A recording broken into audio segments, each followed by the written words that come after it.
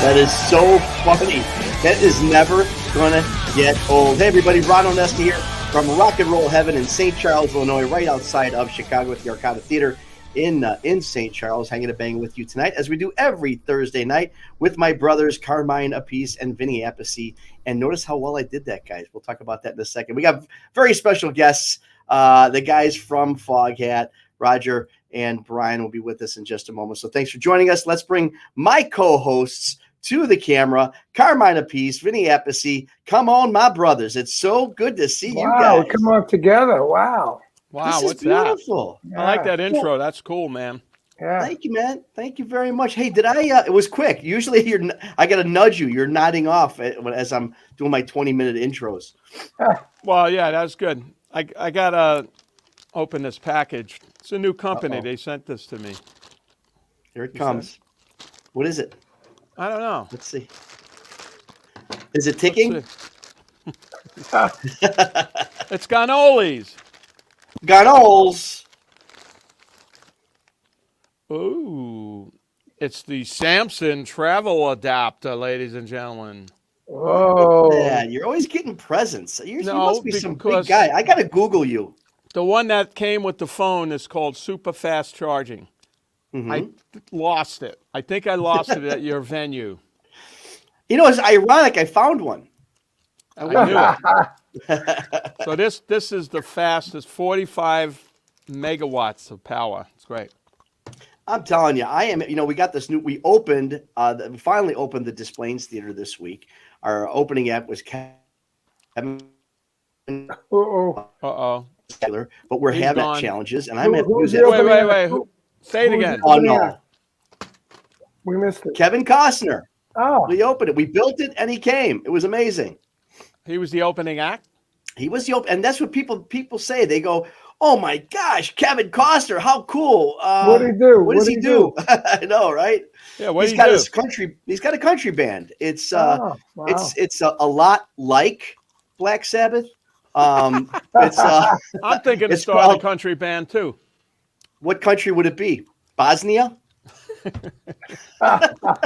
Hey, hold Um, on. Hold on. Brooklyn.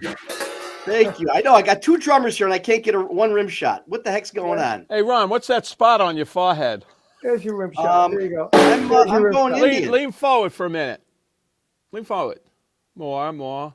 Oh, yeah. What is that? Look at that. Well, I'm Look doing at I'm doing a Wow. Quincy Jones tribute you look act like next week. Gorbachev.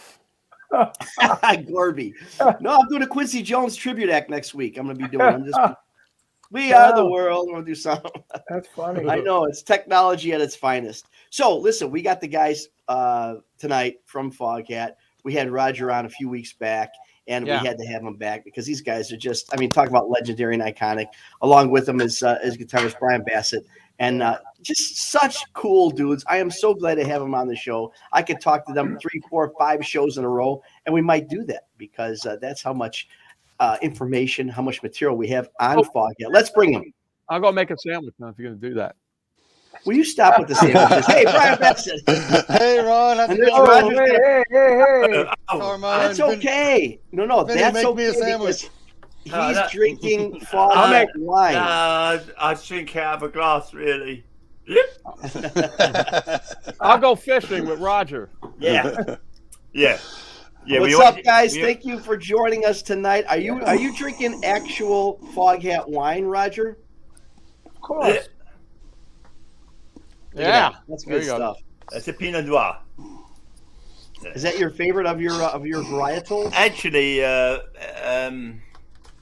no, my Cabernet Sauvignon, 2012 Cabernet Sauvignon is outstanding. The 2005, I've only got 1 case left, so I'm saving that for I don't know, maybe my funeral. Oh man! Let's see, it'll probably be. Let's see, I'm 75, so at least I can make it at least to 100. No, you will. It's you and Cher, my brother. Good one. A quick story about Cher. She just started going out with what's his name, the Allman chap, and Greg Allman. Yeah, and we were having a party out in LA with Warner Brothers, and I stood behind her. And I've always had a thing for her. I always thought she was this beautiful creature, and she is. And I stood She's behind definitely her. a creature. Yeah, a beautiful creature. She's a beautiful creature. And a couple of people from the record company said, "Look, we'll introduce you." I said, "No, she's only just started going out with Greg." So, but I stood behind her, and she had the most wonderful Ass? smell. No, that was fine too. No, she smelled absolutely beautiful. What really that was The other thing is, I've seen her like talking from time to time, and she's funny. She's got this wonderful sense of humor. So you've got a woman who's beautiful, smells great, and is funny. That's my wife. Well, as long as she doesn't, act great and smell funny, I think we're good. And I gotta tell you, Vinny, that was okay. We are episode number 69. That was the number one line. Perfect number. Perfect number, but that was the line of so far. we should have had some girls on. I don't know. Rogers just keeps swaying. Brian, how you doing, bro? Hey, I'm doing great. Hey, Carmine, I got a way back question for you. I'm a Pittsburgh native. Okay. Great music time. I got a date for you. August 9th, 1969, Civic Arena. He remembers. That's, Magnificent I'm like one of those Magnificent fans, Man. right? Like one of Was those guys. Magnificent Men playing with us? The Illusion. And Oh, the Illusion. That was okay. yeah, Long Island guys, right? But Yeah. I remember. We played the Mosque. We played the Mosque with the Magnificent Men. They were a funk band, and now Daryl is a photographer now. We just saw him at the Keswick, actually. But that was my very first concert at the arena. Very first concert, kidding. rock concert. Wow. Yeah. Yep. So Wow. I remember it well. I remember Tim Bogert had a particularly funny T-shirt on. He had these. He wore this T-shirt with the breastises on him. Yeah. Tim was known for pretty funny things many times. But I remember The Illusion. I had their album.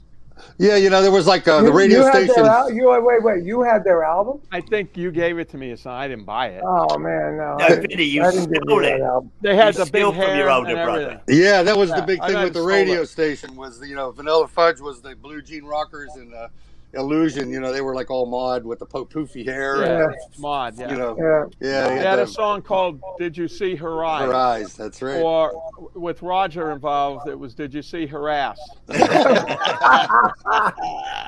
Or did you see Cher's ass? Either one. Yeah, probably would have went higher up the charts. It's actually quite petite. It's shaped perfectly, but it's quite petite. See? I knew you were looking at that. She's quite petite all over, actually. Why are we I going had down the this same road? experience. I'm just sitting back. For me, I had the same experience with Britt Eklund when she was with Rod. I was like, I saw her in that movie, the James Bond movie, and I was like, whoa, is she gorgeous? And then when I joined Rod, that was his girlfriend. I was like, oh man, I got to know her. It was awesome, man. Really awesome. Carmine. But Leslie's on the phone. I know. Actually, I went out with Britt for about 9 months. Did you really? Yeah. Oh, I didn't know that. Yeah, it was after Rod, I think. Wow. It was. You had a shot. Maybe I had a shot because she liked She married Slim Jim Phantom. Right, another drummer. But maybe I had a shot. She was really nice, actually. We had a great time, and she was a lot of fun. And I really liked her. We hung out a lot. I used to live over in Oldfield over there, and we had a bunch of pictures taken one time, and for People magazine. And she calls me up. I've been up for a couple of nights. I've been to a bunch of parties and stuff. She calls me up and says, "Roger, why aren't we on the front cover of the magazine?" And I said, "I don't fucking know. Ask my manager," and hung up on her. So that didn't go down very well. No, but she did. Wait, what's that? So you're a lot closer to Rod than you're leading on to. I'm thinking right now. Actually, she was a very nice lady. I really enjoyed my time. She had a lot of class. I have to say. Yeah, she was nice. So what number was she for Rod though? Because he had like 3 or 4, right? So well, she was the first one that I knew of. I mean, before that he had some other chick with the faces, but he was with her when I joined him. Then it was Alana, and then it was. I forgot. He had like 5 of them, you know. I know, and it's interesting because he spends. Does he still spend the holidays with all his ex-wives in the same room? He does actually. I know, it's the weirdest thing. Except her, she doesn't go because she wasn't really married to him, and they didn't get along because she sued him for palimony. Oh, you know? That's horrible. Yeah, that's horrible. Actually, I get on really well with my ex-wives. I have 2, Linda, my first wife, and Deborah, my second wife. And, you know, we spent Christmas together. They've forgiven me. You know, I was a much better boyfriend than a husband. I was never there. Just don't get behind any good-looking chicks in the line. That's right. So, Bryan, I just want to welcome you to the show because you haven't been there with us before, and you know you've got obviously the history at Wild Cherry, and that song. I mean, I just want to bring this up. I know you get asked about this all the time. Play that funky music, but I'm very curious on the origin of that song. Were you part of that whole? Cue me into this. I don't know about this. What is it? Well, know the song. Play that. I know the song. But did you write the song? That's what I'm talking about. Yeah, I was a guitar player in it. Our singer Rob Parisi wrote it, but the song, the lyrics. If you listen to all the words, they're autobiographical. We were a rock band in Pittsburgh, and we were playing Foghat, you know, Vanilla Fudge, Led Zeppelin, you know, White Snake, and it was getting like about mid '70s, and KC was coming out, and David Bowie, and you know all the. Earth, Wind, and Fire, everything was changing into dance music, and someone actually on a break, you know, we played this big disco in Pittsburgh called 2001 Club, which was futuristic at the time. You know, right. But 75, and you know, there's a big dance floor. We're on the stage, and of course, there's no one paying attention to us. Everyone's picking up chicks and getting drinks, and then the DJ comes on with the dance music, and the place packs out. And on a break, someone came up to our drummer and said, "Hey, you better start playing some funky music, white boy." Wow. So I said that we passed that around in the dressing room, and Rob started writing the lyrics for the song. We recorded it on our own dime. We sort of changed our whole set. You know, we started copping. Really, the Commodores is who we really. You know, that's a great funk song. It was a great funk. Did you keep the name of the band? Was it still the same name? Yeah, we kept the same name, Wild Cherry, and we ended up, you know, we were like an A-level club band, you know, traveled tri-state area, you know, lower New York, Ohio, West Virginia. Nice. And great song. I always hear it on the radio. You must get good ass cap. Yeah, it works good. You know, I got girls in college, so. Who actually wrote it? Did you actually write it? No, Rob Parisi wrote it, so he gets the lion's share of the publishing and the writers, but we all get, you know, a piece of it. So, yeah, it's a good earn. It's, you know, never enough. You get the sound exchange and the PPL. Exactly. Right. And it's you know, it's one of those songs that's hung around because it's funny, but it's also, you know, true. And it was a song that even like white guys that couldn't dance would go, all right, I'll try that one. Yeah, right. It's a real sing along. I mean, we, you know, when we're driving in the car, we only listen to like the soul stations on Sirius. And that comes up, and me and my wife just say, start singing it. She starts singing. I sing in harmony. Well, you know, we always say it made the wedding circuit because we're in there with like We Are Family and, you know, celebrate. And, yeah. You go to any family function and, you know, even grandma's up on that one, you know. So. That's right. So it's another one of those examples. I'm having a 75th birthday party in December, so I guess we're going to tell the DJ to play it.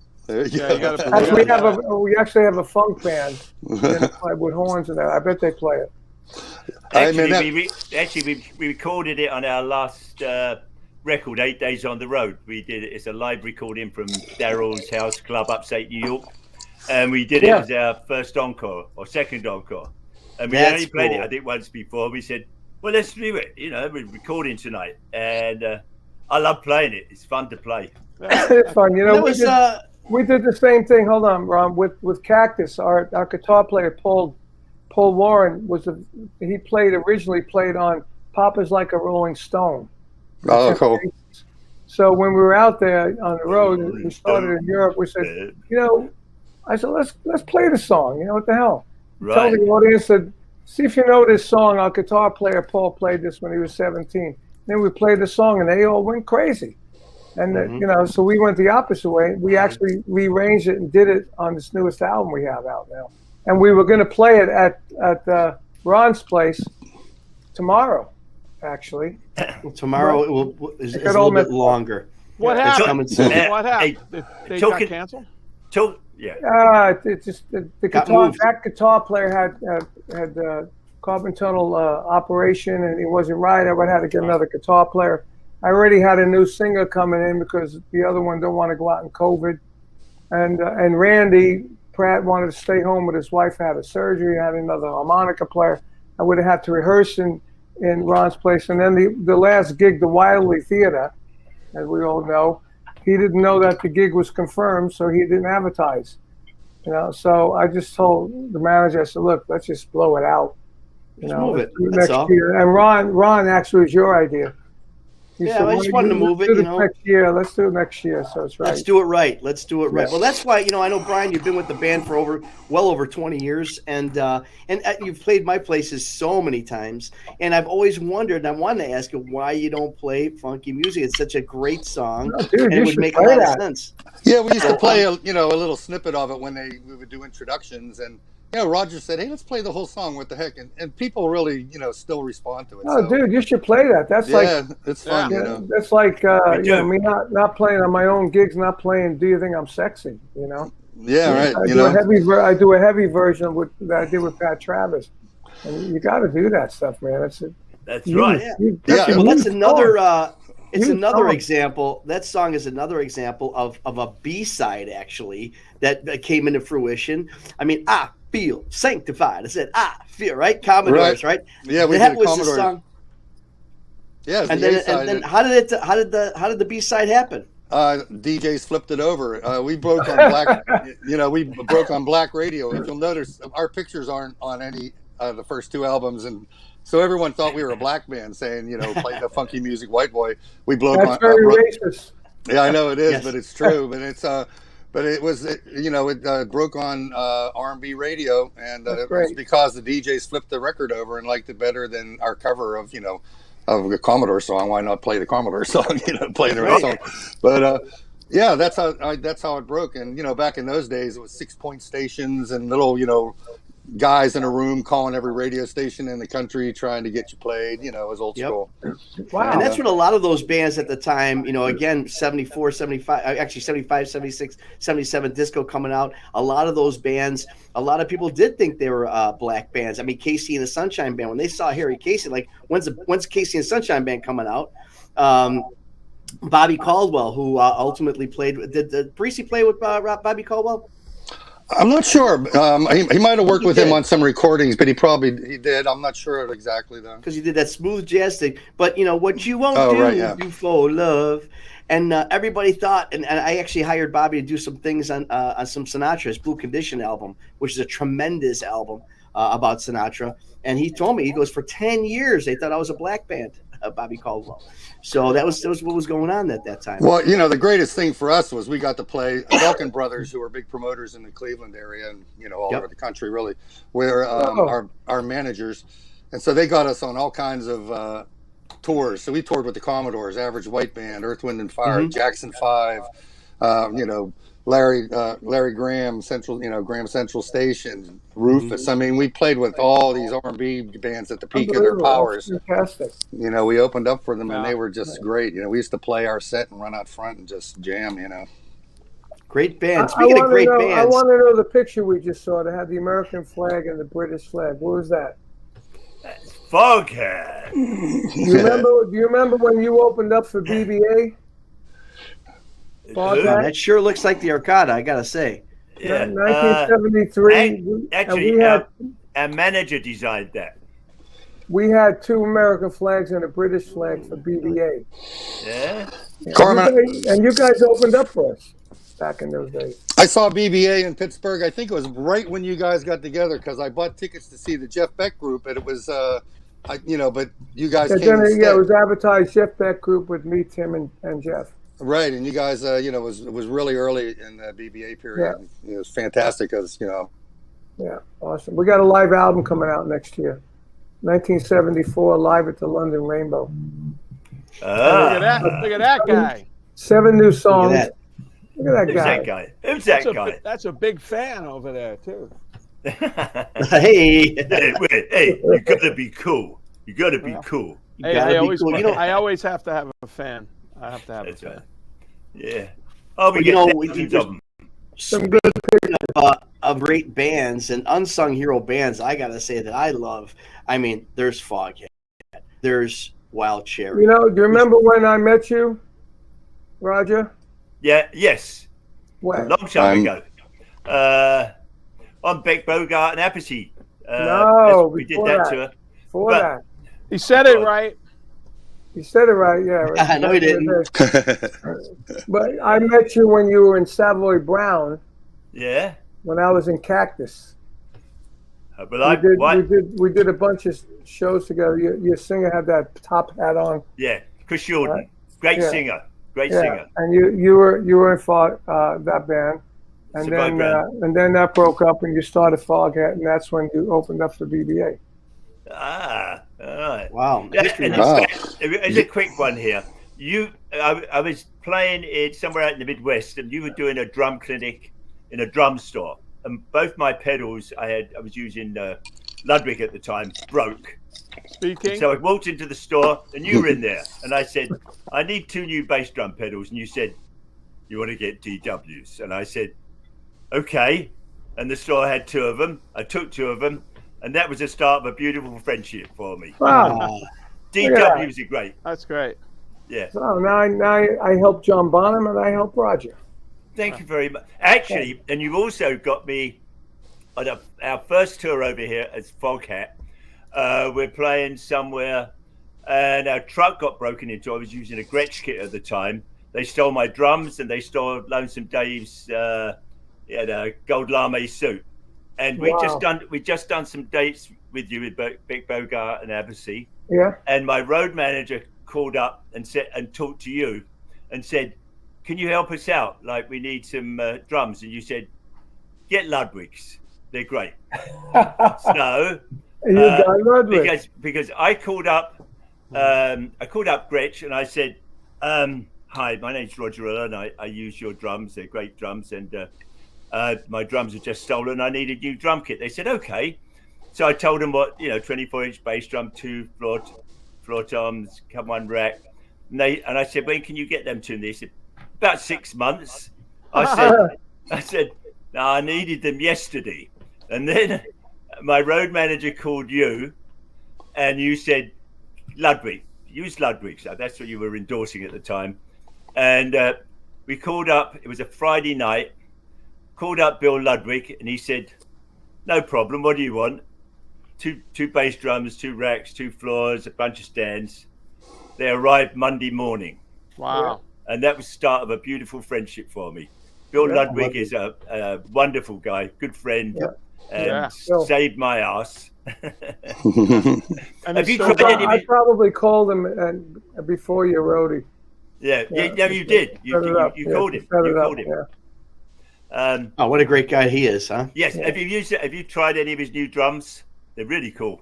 I tried them Really at NAMM. nice. They sounded pretty good. Yeah, snare drums Yeah. are nice. What Bill Three's new? He unfortunately just went out of business. They did? He did. Ay. He lost the funding. Lost the funding. So A good drum. so we can probably buy them cheap. Can't buy them at all. Oh, that's horrible. They're not really making is. them. I'll have to His give Bill a partner, call.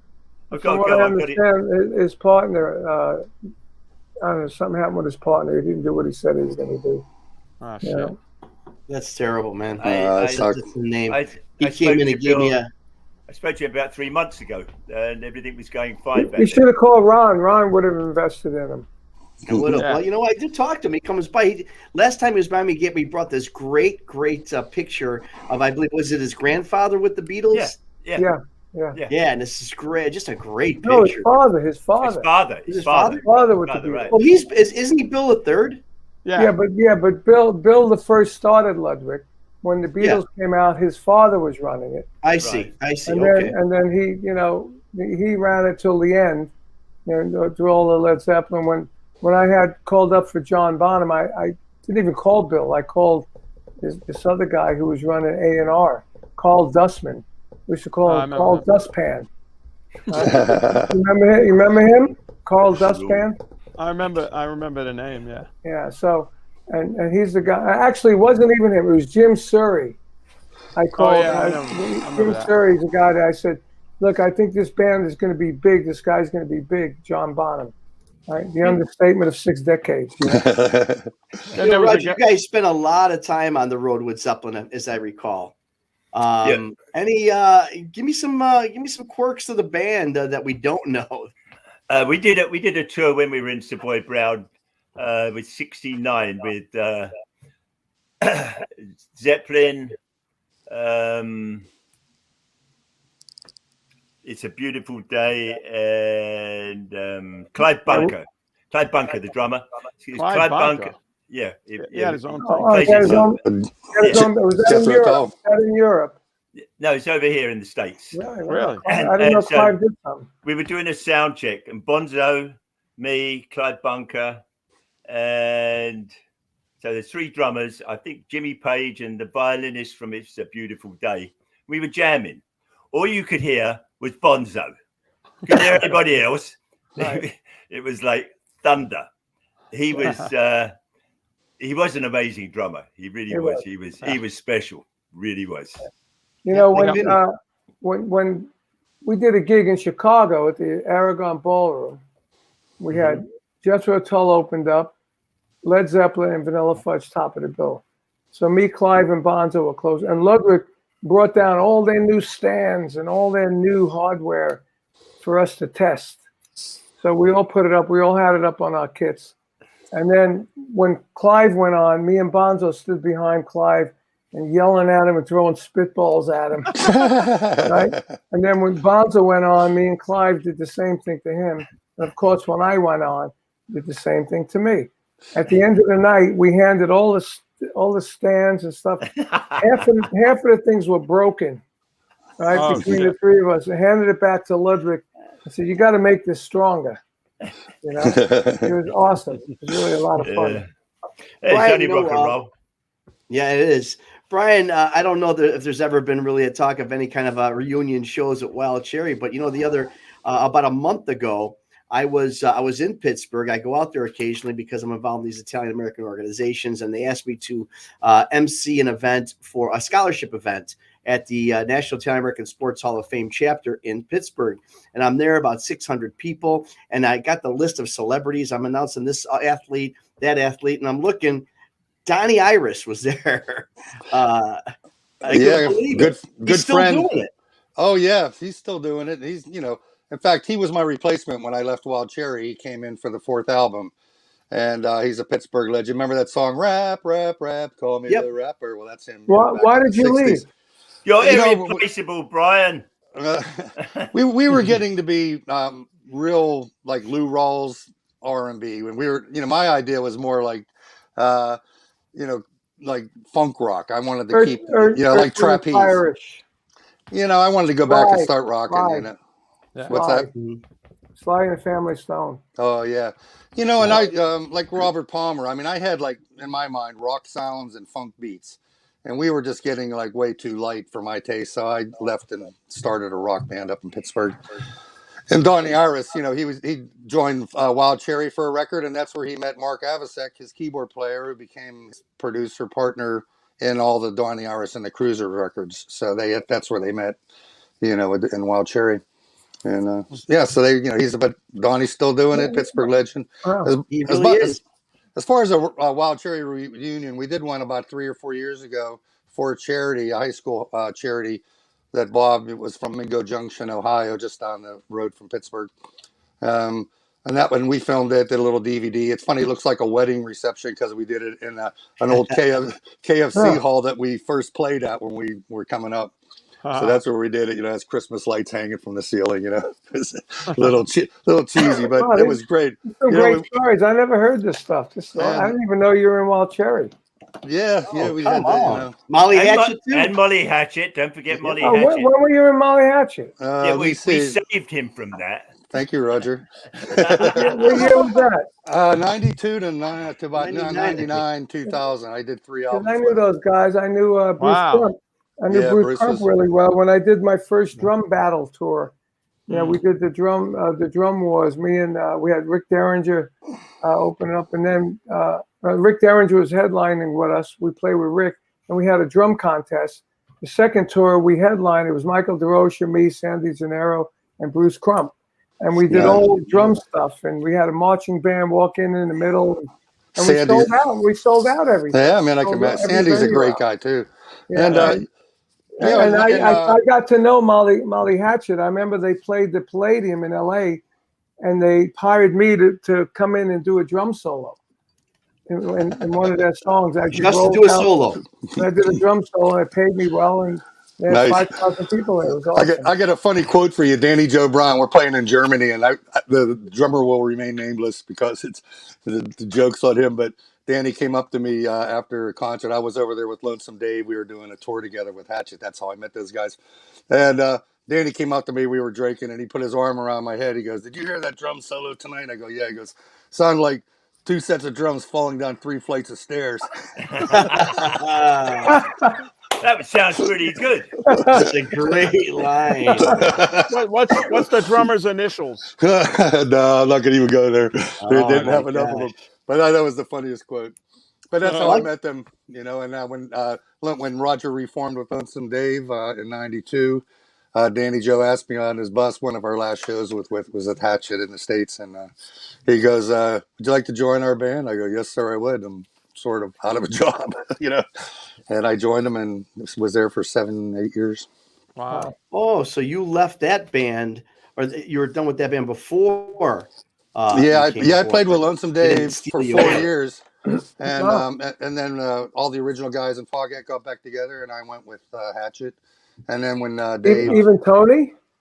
Yeah, the Tony was when they reformed. Well, Roger will tell you that story, but they reformed with all the original guys, and I didn't come back until Dave called me up in Green Bay while I was on tour with Hatchet and asked me to rejoin. So he actually said, "You want to do a little playing?" And I go, "Yeah, want me to come over to the apartment and hang out?" He goes, "Well, I want you to go on tour with me." I go, "Well, I have to quit my band." He goes, "Okay, I'll see you in New York on Thursday." So he was my best friend. I quit and went back. I thank Dave on a regular basis for that, Brian. I do too. Yeah, that's beautiful. You're right. That's nice. You're right. The boy's a fucking genius. What can I tell you? Oh, thank you, Raj. Carmine, you talk about you didn't realize about great stories, man. Just some great stories. Yeah. Just like you didn't realize we had Dion on like 2 weeks ago. Oh yeah, and boy, that was some great stuff. I just talked to Joey D last night. Ooh. Yeah, and Starlight, and I found out from him that he's going to be on the show. He had Felix Cavalieri from the Rascals, Gene Cornish of the Rascals, Eddie Brigatti of the Rascals in his band at one time. And the drummer was a guy named Ricky Channon that I went to school with in Brooklyn. Wow. And I talked to him last night, and he was the drummer. So he basically had the Rascals minus Dino. He also had Jimi Hendrix in his band. Whoa. He said, I had 7 people that are in the Hall of Fame in my band. Yeah, right? He's 84 years old now. Wow. And still performing. So he's going to be on the show. I told him to try and get his good buddy Tommy James to come on with him. I had a run-in with the Rascals when we first came over with when I was in Savoy Brown. We were in New York for a couple of days. And Gene Cornish came down to this club we were hanging out at. He said, "Hey, you want to come down and hang out with some jazz bands and see some stuff down in Harlem?" We said, "Yeah." And Gene Cornish said, Gene took us to all these clubs. We got up and jammed, and we were the only white faces in there, but everybody knew Gene. Beautiful guy. And eventually, we were doing the Rock and Roll Outlaws album, and Felix Cavalieri wrote some songs. He was good friends with our manager, Tony Otida, and we became really good friends. In fact, Felix is living in Nashville now, I think. Yes, he Yes, is. and he's in Nashville. Yeah, and he wrote a song for us called Rock and Roll Outlaws. And after he finished writing it, we were up at Todd Rundgren's studio in Manhattan listening to it, and Felix is playing it and singing it. After he finished it, he said, "I've got to wash my mouth out with soap and water because the lyrics are so dirty." Yeah, Felix is great. I had in 2018, I replaced Dino with Gene and Felix, and the Gene and Felix's Rascals. And man, it was so much fun playing that music. Yeah. Those songs are Great songs. It's a beautiful morning. People got to be free. It was so much fun. We had horns. We had, me and the bass player and the keyboard player, the second keyboard player. We did all the backgrounds, and it was great. Did we play your place, Ron? I don't think we played it, did we? Absolutely. Absolutely. We did play it. I've done. Yeah, I mean, I've done those guys for. No, I mean when I played with them. Did you? No. I don't think so. Well, what year was that? 2018. From like August onward. Well, when did they do that thing? That big reunion, wasn't that around that time? No, that was around. That was a few years before that. They had Dino and everybody. Hey, Roger, I understand. I talked to Linda today, and I understand because I have. It's funny because I have an ad out because we're expanding, got restaurants and stuff. I have an ad out for chefs, and Linda sent in your resume. So steal the meatball recipe. No, I can't compare with your meatballs. Wait, is that Ron's meatballs or Roger's meatballs? Your meatballs are the best, Ron. I know. They are. When do they go in mail order? Yeah. Anytime, brother. I'll send them all to you. I'm a New Yorker, but your meatballs are the best. They are. Thank you. I concur. I thank you very much, you guys. A couple of years ago, you did Daryl's house, and I've wanted to know about that whole, experience, because it is obviously, it is his house, right? It's like his garage or something. Well, this was not his house like the TV show. He also has a nightclub in New York. Oh, there you go. Which is like a small restaurant, but it also has a recording studio in there and video capabilities. And so it's they call it Daryl's House Club, I think is what it's called. So it's, I would love to do the TV show where they, make dinner and all that. That's a really cool show. I watch it all the time. But this was his other venue. But they still have an on-staff engineering, crew that are really great equipment in the back room.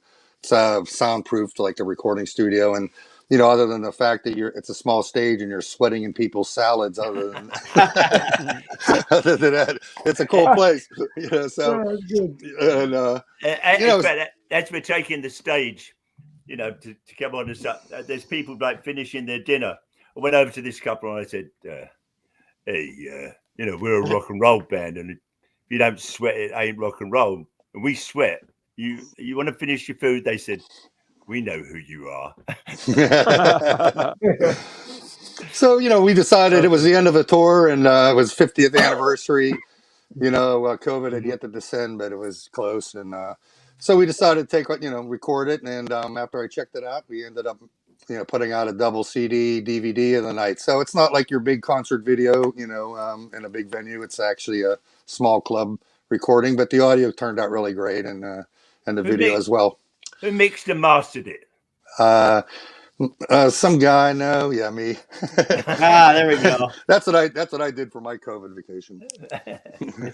It sounds great. And you know what else I'm missing? And maybe something you don't realize, Carmine, because you didn't realize the Wild Cherry thing about Bryan.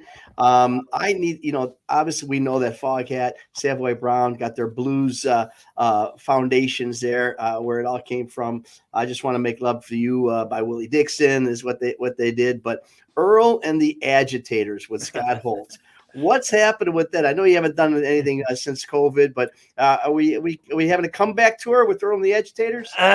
We could, but the promoters out there won't pay us, so. Unless it's. I guess not. Yeah, Ron. A couple $100. Ron, you'll pay anybody to play your place. Go to Ron's, yeah. Obviously. But that's Yeah. what we I'm play. thinking you got to put out the Al-Qaeda meatballs. He's got the I'm Foghat going to. wine, Al-Qaeda Actually- meatballs. I know, Or man. I could start a band with that name, maybe. Actually, I got a we're, drummer. we're going in the studio again. Probably going to start in a couple of weeks, right, Brian? We're going to put the new board up. Yep. And the way Earl and the Agitators came around is we did. Scott's a good friend of ours. Of course, he's a really busy guy on his own, trio, and he's out playing with several other people as a guitarist. He's a great guitarist. But we get together, and you meet certain people that you just hit it off with, and creative juices flow. And so we were writing a Foghat record, and we ended up with instead of the 3 or 4 extra songs we wanted, 17. So, Wow. so me and Roger. Drinking after the sessions, and we have all these songs in the can. We're like, well, what are we going to do with all these songs? We can't, put them on a Foghat record, all of them. So I don't know. I just blurted out, how about we do a band, call it Earl and the Agitators, and everybody in the band's named Earl, like that old TV show. Actually, Brian had polished off 2 bottles of Cabernet Sauvignon. He was standing up on the table, which is dangerous anyway. Yep. And he said, he's a big guy. Oh, the Agitators. And we went, Well, who?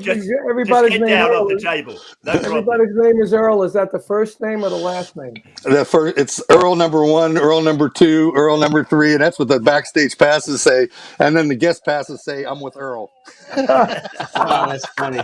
That's good. That's great. You guys got a great sense of humor. So we Right, we get to play when we can do a package deal with Foghat. Like we did the rock and roll cruise, and we were able to bring Scott along because and Tony was playing with I guess Kim and Savoy Brown at that time. So we pretty much had everybody in the band there because it's really 3/4 of Foghat with Scott out front. Kim is a lovely guy. We got to get Kim on the show. I just thought about Yes, that. I agree. We should get Kim he's on a the lovely show. guy. No, I love it. I'm going to call him tomorrow. In fact, Kim sent me 3 songs to listen to. He sent me 3 demos, but it was just like an acoustic guitar. But his last 2 or 3 albums have been fantastic. His playing is great. He's singing great too.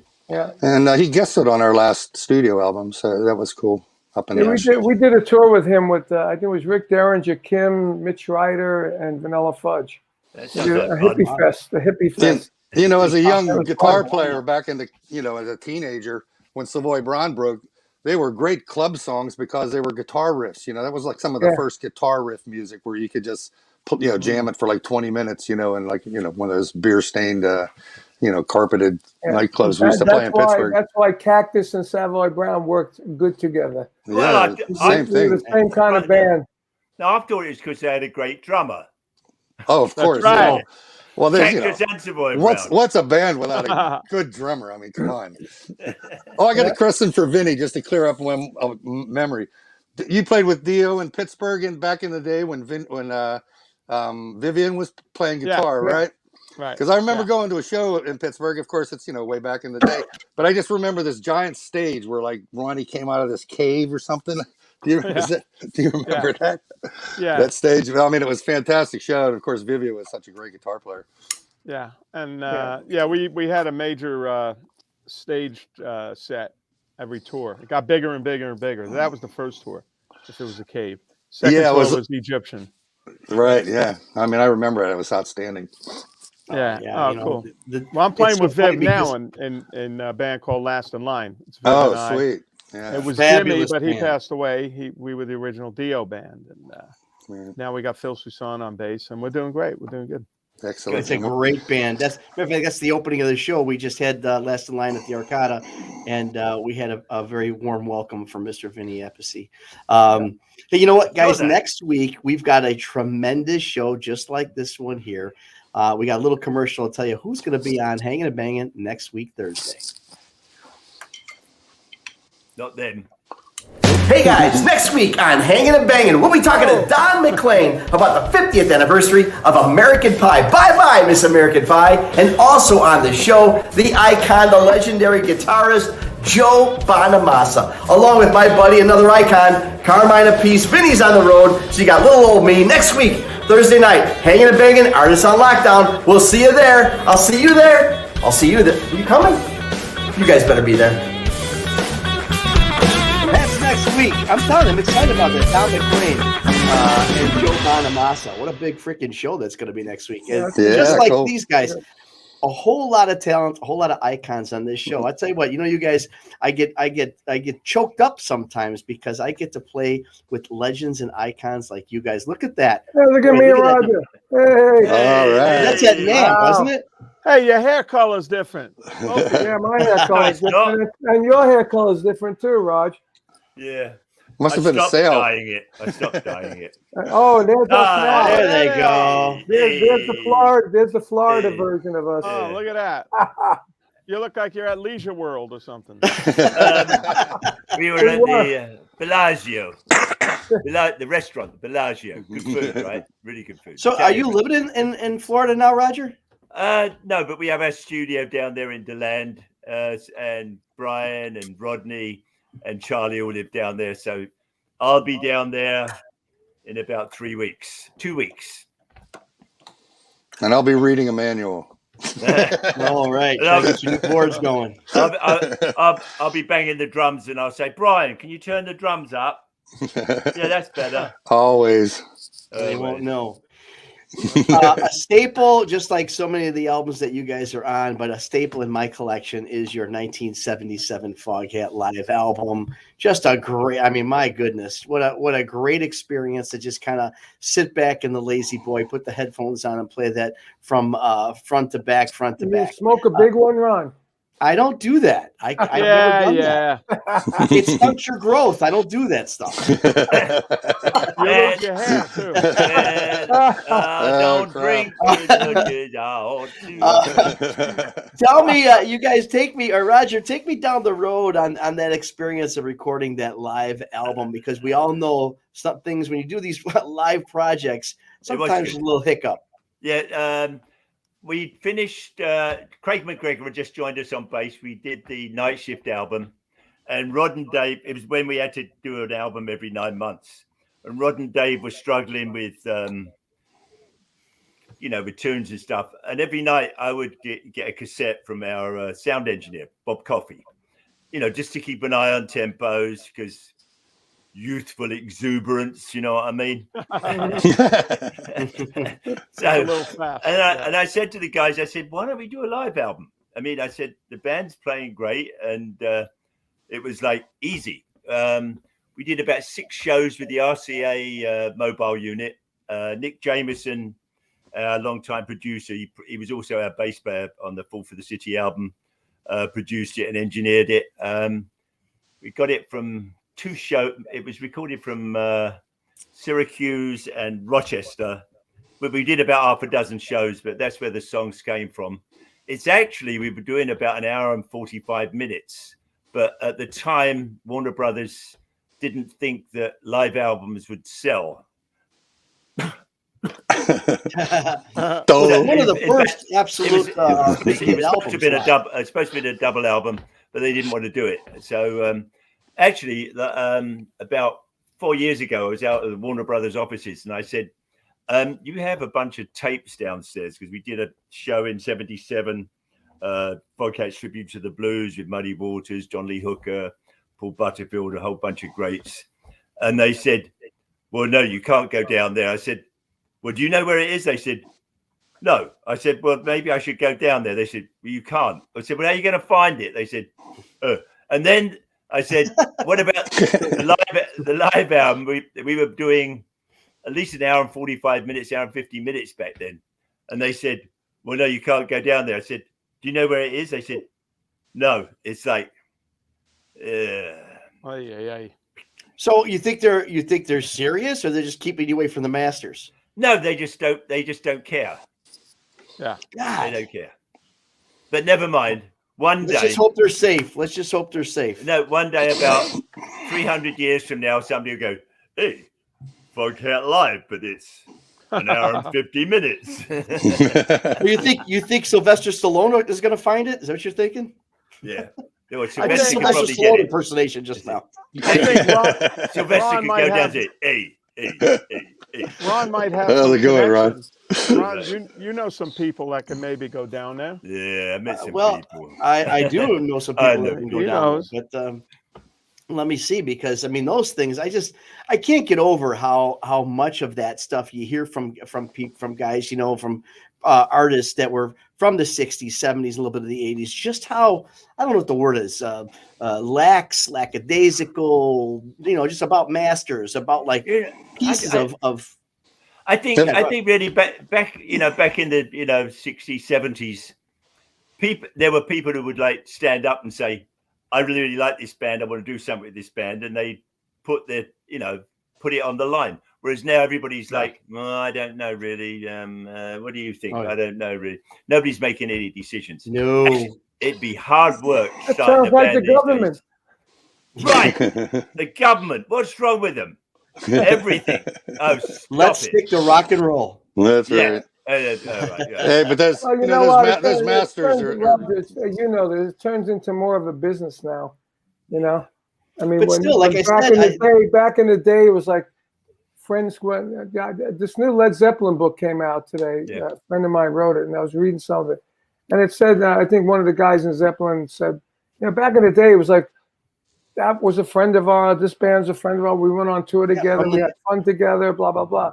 Now it's all about dollars and cents. Yeah, well, that's how it was. I mean, look at how Motown was. Look at the Philly sound. These are just all neighborhoods.